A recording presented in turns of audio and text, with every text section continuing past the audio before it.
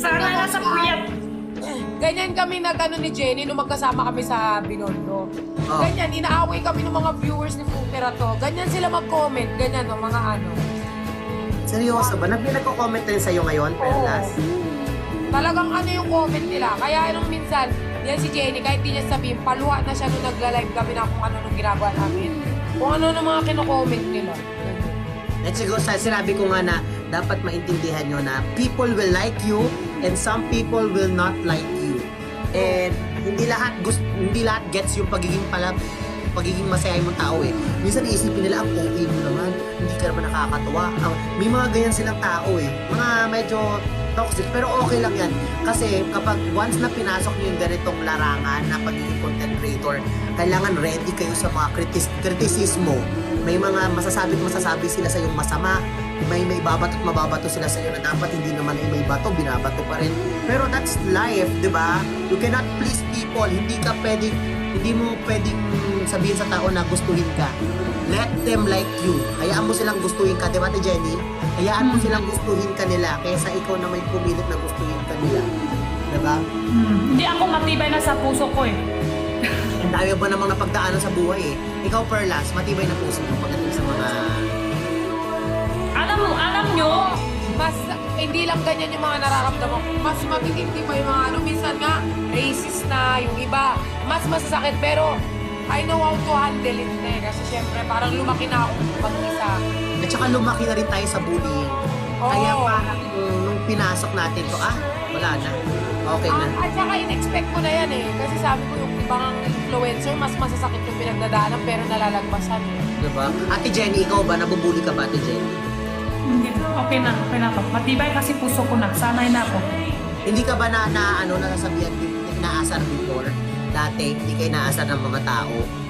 Hindi naman. Kasi yung simula ko sa live, alam ko na may ganyan. Kaya okay lang sa akin. Alam ko na may ganyan talaga. Iba may hindi maganda kausap, yung iba may ano ganun, ayan. Lalo na kasi ako, di ba? Iba hindi ako Pinoy. Alam ko na may ganun. Alam ko na kaya alam ko may ganun. Kaya okay na. Pero ngayon, mas madami na mahal sa akin. Sobrang mahal, big fan. Sabi ako yung big fan. Ako masasabi ko na mas maraming nagmamahal sa akin. Kaysa sa Diba? nakikita kong basher. Kasi lagi akong tumitingin sa good side eh.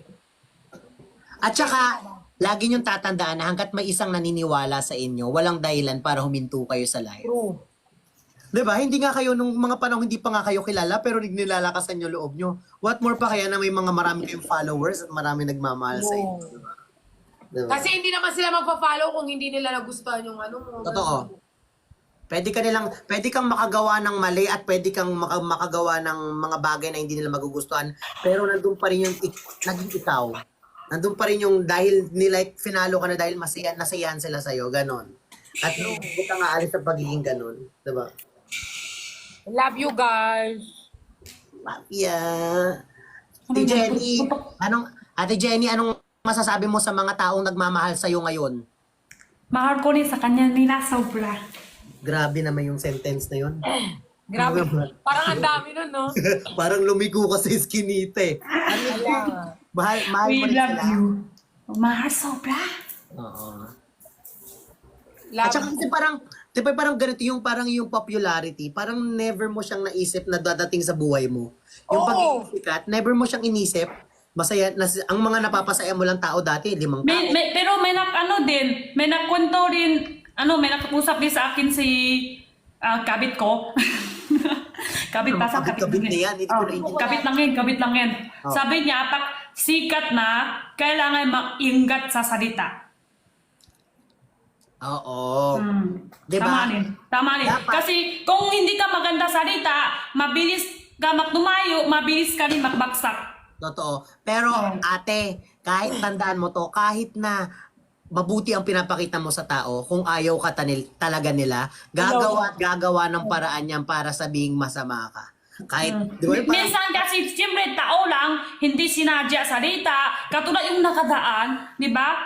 Yung Hindi ko naman sasabihin kay si Fukalan yun na dito sila nagko-comment ng invite ko si Fukalan, invite ko Fukalan, nag-lock ako, tinta pa ako, hindi pa ko lang invite, nag-lock ako. Tapos, ayun, tapos maya-maya, ban si Fukalan, natuwa ko, lahat daw nagko-comment pumasok sa live ko, tapos, tapos natuwa ko, talaga, una-una ko na, talaga, nabat na siya?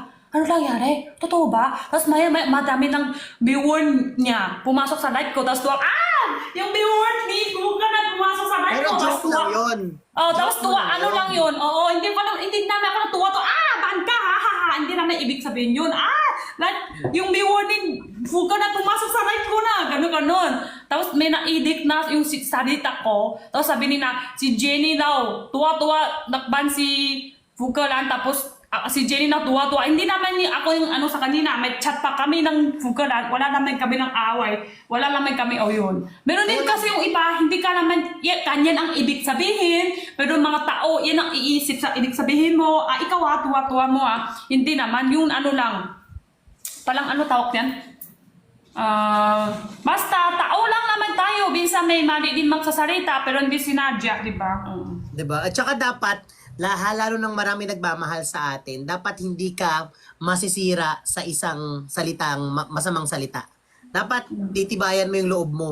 Kasi syempre, darating yung punto ng buhay mo na merong masasabi silang sa yung masama kahit na tama ang ginagawa mo. True. Kaya Jenny, mas tibayan mo yung loob mo. Tapos huwag mong papakita sa mga tao na naiiyak ka. Dapat mas malakas ka. Ganun. Laban. Wala na. Kanina hindi ako saktan sa iyak. Na-miss ko ng kapatid ko. Bigla? Wala away.